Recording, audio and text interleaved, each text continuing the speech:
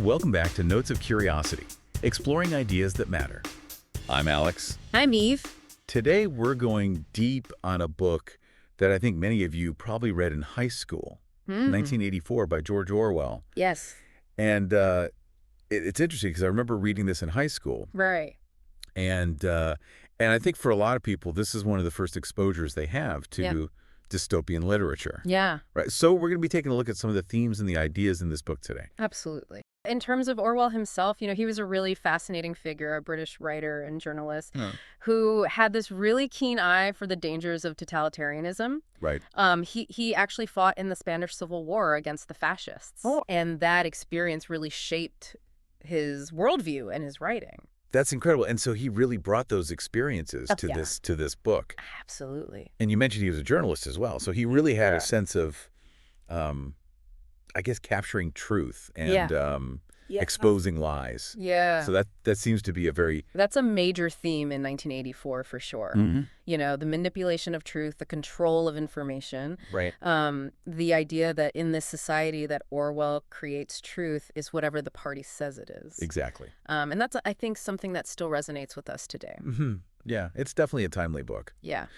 So I guess let's start with the setting then. Okay. We are plunged right into this bleak and oppressive world of Oceania right from the beginning. Absolutely. It's London in 1984. Right. But it's a London that's been ravaged by war. It's grimy. It's dilapidated. There are these telescreens everywhere. Yeah, always watching. Watching, listening, monitoring people's every move. And we learn that this is all under the watchful eye of Big Brother. Right. Big Brother is this enigmatic figure. Right. We never really know if he's a real person or just a symbol. Right. But he represents the party, the all-powerful entity that controls every aspect of life in Oceania. And what really struck me was how Orwell describes the atmosphere of fear and paranoia. Yes. It's like everyone is constantly looking over their shoulder, afraid to say or even think the wrong thing. Right. Even thinking the wrong thing can be a crime.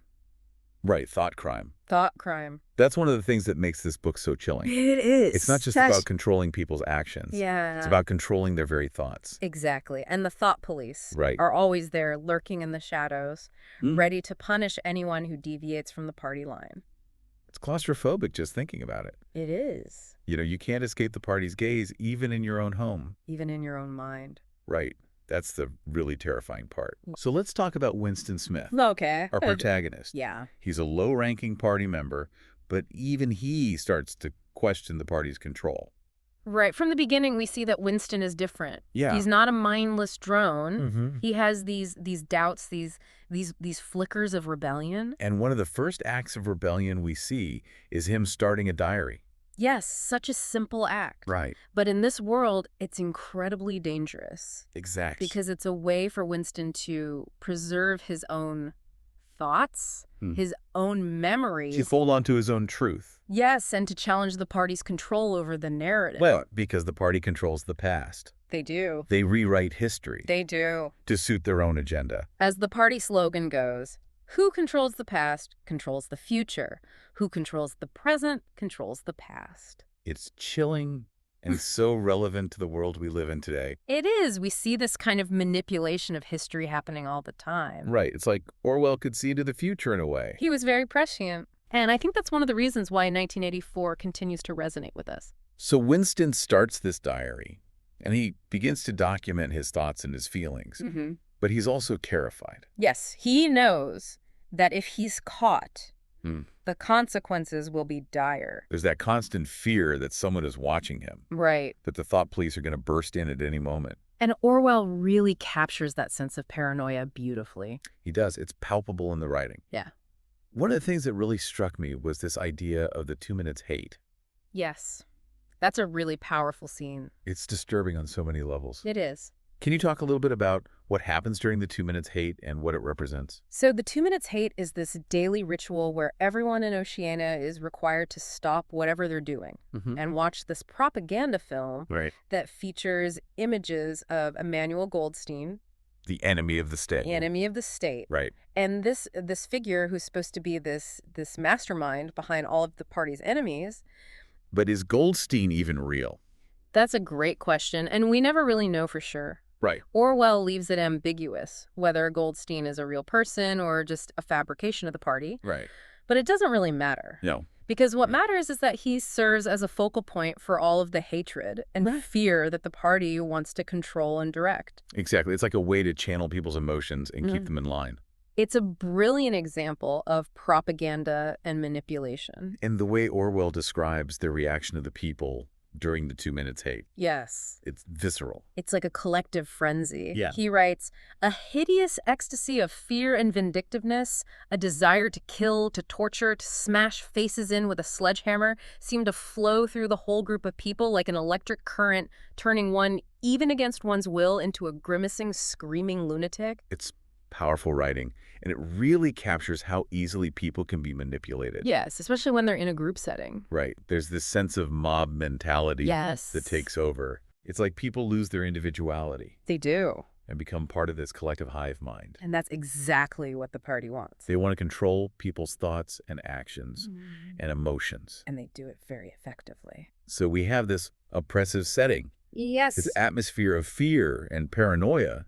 Right. And then there's this concept of doublethink that completely blew my mind. Yeah, doublethink is one of the most fascinating and disturbing concepts in the book. It's the ability to hold two contradictory beliefs in one's mind simultaneously and accept both as true. Right, and to do it without any sense of cognitive dissonance. Right, it's like brainwashing on another level. It is. And the party uses doublethink to control people's perceptions of reality. Absolutely. To make them believe whatever the party tells them to believe. Even when it contradicts their own experiences. Exactly. And Orwell describes doublethink in detail in the book. Yeah, he says, doublethink means the power of holding two contradictory beliefs in one's mind simultaneously and accepting both of them.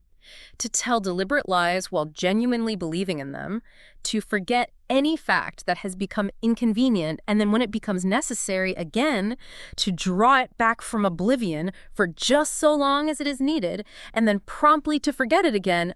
All this is indispensably necessary. It's a chillingly effective tool of control, and it's not just a fictional concept. No. Right. We see shades of doublethink in the real world all the time. Absolutely. I mean, think about how certain political slogans or ideologies require us to ignore obvious contradictions. Yes. It's disturbingly relevant to our own time. It is. And then there's Newspeak, the party's official language, designed to limit thought by reducing vocabulary and simplifying grammar. Yes. The idea is to make thought crime literally impossible. Wow. Because there will be no words in which to express it. It's terrifying to imagine a world where words like freedom are eliminated. And that's exactly what the party is trying to do. To control language. Yes. In order to control thought. Precisely. And we see this happening in the book through the character of Syme. Right. Syme is a linguist. Who's working on the Newspeak dictionary. Right. And he's disturbingly enthusiastic about the whole project. Yeah, he seems to genuinely believe that he's doing something good. He does. By helping to create this language that will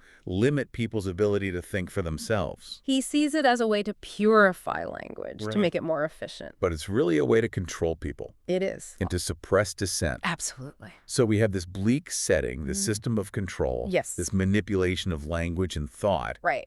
And then there's O'Brien. O'Brien. He's this high-ranking inner party member who seems to share Winston's skepticism. Right. At least that's what Winston believes. Yeah, there's this fleeting moment of connection during the 2 minutes hate. Yes, when Winston thinks he sees a flicker of understanding in O'Brien's eyes. Exactly. And it gives Winston a glimmer of hope. That maybe he's not alone. Right. That maybe there are others who think like him. Yeah. But is O'Brien really an ally? That's the question that hangs over the first part of the novel. Yeah. And Orwell keeps us guessing. He does. You know, he doesn't give us any easy answers. And that's what makes the book so compelling. So we're left wondering about O'Brien's true allegiances. Right. Is he a potential ally in the resistance, or is he something more sinister? We'll have to keep reading to find out. Exactly. We left off last time with this sense of mystery surrounding O'Brien. Is he an ally, or is he something more sinister? Right. And that question really drives the narrative forward as Winston becomes increasingly disillusioned with the party and starts to actively seek out ways to rebel. And that's where Julia comes in. Yeah, exactly. Julia is this young woman who works in the fiction department at the Ministry of Truth. And at first, Winston suspects her of being a spy for the thought police. Yeah, he's so paranoid. Everyone is in Oceania, but it turns out that Julia is anything but a party fanatic. She's actually quite rebellious. She hates the party, and she embraces her sexuality and her desire for personal freedom. And that's what draws Winston to her. There's this immediate connection between them, a shared sense of defiance and a longing for something more than the sterile existence the party dictates. And their affair becomes this incredibly dangerous act of rebellion. Absolutely. They have to sneak around, find secret hideaways just to be together. It's like every moment they spend together is a victory against the party. It is, and it's not just about physical intimacy. There's a real intellectual connection between them, too. Yeah, they talk about their hopes for the future, their doubts about the party's version of reality. They share a desire for truth, for a world beyond the party's control. One of the things that struck me about their relationship was how it contrasted with the party's view of love and sex. Right. The party sees sex as purely a means of procreation for the state. It's very clinical. It is. They want to eliminate all passion, all emotion from human relationships. Because it's a threat to their control. Exactly. Strong emotions like love and desire can lead people to question authority, to rebel. So Winston and Julia's affair is not just a personal rebellion. Right. It's a political act. Yeah, it's a way of asserting their humanity in a world that's trying to dehumanize them. And it's also a way of reclaiming their own bodies and their own desires. There's this one scene where Julia puts on makeup and perfume. Ah, yes, in the room above Mr. Charrington's shop. And it's such a simple act. It is. But it's so loaded with meaning. It is. It's a way for her to express her individuality. Yeah, and to defy the party's attempts to control how she looks and how she feels. Exactly. Speaking of Mr. Charrington. Oh, yes. He seems like this harmless old man. He does. Who runs the antique shop. Right. Where Winston rents the room for his tryst with Julia. And he seems to share Winston's nostalgia for the past. Yeah, he shows Winston this old nursery rhyme. Ah, yes. Oranges and lemons say the bells of St. Clement's. And he sells Winston the paperweight. Right. That becomes such a powerful symbol in the book. But of course, as we learn later, Mr. Charrington is not who he seems to be. No. He's a member of the thought police. It's such a betrayal. It is, and it underscores the fact that no one can be trusted in Oceania. Yeah, the party's surveillance network is all-encompassing. It is. So Winston and Julia think they found this safe haven in Mr. Charrington's shop. Right. But it turns out to be a trap. It does. And their arrest is so sudden. It is, and so brutal. The thought police burst into the room. They smash the paperweight. Yeah, that shattering of the paperweight is such a powerful image. It is. It represents the fragility of their rebellion. The ease with which the party can crush any attempt at individual expression or dissent. And it marks the beginning of Winston's descent into the nightmare world of the Ministry of Love. But before we go there, I want to talk a little bit more about Winston's job at the Ministry of Truth. Okay. He works in the records department where he rewrites history. Right. He literally alters documents, photographs, and other records to align with the party's ever-changing narrative. And it's fascinating how Orwell describes the process of rewriting history. It is. It's a very deliberate and methodical process. Yeah, it's not just about erasing the past. No, it's about replacing it with something new. Something that serves the party's agenda. Exactly. And Winston is very good at his job. Yeah, he's become a master at manipulating language and information. But it's taking a toll on him. Yeah, he's starting to lose his grip on reality. He is. He's struggling to remember what's true and what's false. And he's starting to question his own role in this system of propaganda. He's becoming increasingly aware of the party's power to control not just actions, but thoughts and beliefs. And that awareness is what drives his rebellion. It is what makes him dangerous to the party. So when Winston is arrested, he's taken to the Ministry of Love. But as we quickly learn, it's not a place of love at all. No, it's a place of torture, interrogation, and psychological manipulation. It's the heart of the party's repressive apparatus. And Winston is subjected to all sorts of horrors. He's beaten, starved, subjected to electric shocks. But the worst part is the mental torture. Right, the relentless effort to break down his sense of self. To force him to betray his own beliefs. And O'Brien is the one who oversees Winston's torture. It's a chilling betrayal. It is because Winston had believed that O'Brien was an ally. Yeah, he had put all of his hope in O'Brien. And to discover that O'Brien is actually a true believer in the party's ideology. It's devastating. It shatters Winston's last vestiges of hope. And it's in the Ministry of Love that Winston encounters the book, The Theory and Practice of Oligarchical Collectivism. Supposedly written by Emanuel Goldstein. Right, and the book lays out the party's ideology, its methods of control. But is it really Goldstein's work? Or is it just another piece of party propaganda? That's a question that Orwell leaves unanswered. And I think that ambiguity is intentional. I agree it adds to the sense of paranoia and uncertainty that pervades the book. And it makes us question everything we read and everything we believe. Exactly. So Winston is tortured. He's brainwashed. He's forced to betray Julia. Right. And in the end, yeah, he's completely broken. He's a shell of his former self. And that's where we'll pick up next time. All right. So we left off with Winston completely broken by the party. He's been tortured and brainwashed, and he's betrayed everything he once believed in. And yet there's still this one final test awaiting him, this ultimate act of submission that will seal his fate. Right. Room 101. It's the most feared place in the Ministry of Love because it's where they confront you with your deepest fear. It's the culmination of the party's psychological manipulation, the final step in their process of breaking down the individual and forcing them to conform. And in Winston's case, his greatest fear is rats. Yes. Orwell describes it in such visceral detail, the cage full of starving rats, the mask that's strapped to Winston's face, the sheer terror that consumes him. It's a horrifying scene to read, and it pushes Winston to the breaking point. He does something that's completely unthinkable in his earlier state of rebellion. He betrays Julia. He screams, "Do it to Julia! Do it to Julia, not me! Julia, I don't care what you do to her. Tear her face off, strip her to the bones, not me! Julia, not me!" It's a complete surrender. A total abandonment of everything he once held dear. And it marks the moment when Winston is truly broken by the party. He's no longer capable of independent thought or feeling. He's become a mere vessel for the party's ideology, a hollowed-out shell of his former self. And the most chilling part is that he seems to embrace his newfound conformity. Yes, he even comes to believe that 2 + 2 = 5, accepting the party's absurd logic as absolute truth. It's a complete inversion of his earlier rebellion, a total victory for the party's mind control. And it raises those profound questions about the nature of truth, freedom, and the limits of human endurance. In the final scenes of the book, we see Winston released from the Ministry of Love. He encounters Julia, but there's no spark of recognition, no trace of their former love or rebellion. They've both been completely reintegrated into the party's system. They're like automatons, devoid of any real emotion or individuality. And then those final lines, those haunting words that leave such a lasting impression. He lived, Big Brother. It's a chilling end to a chilling story. So what do you think, Orwell? Why end the book this way?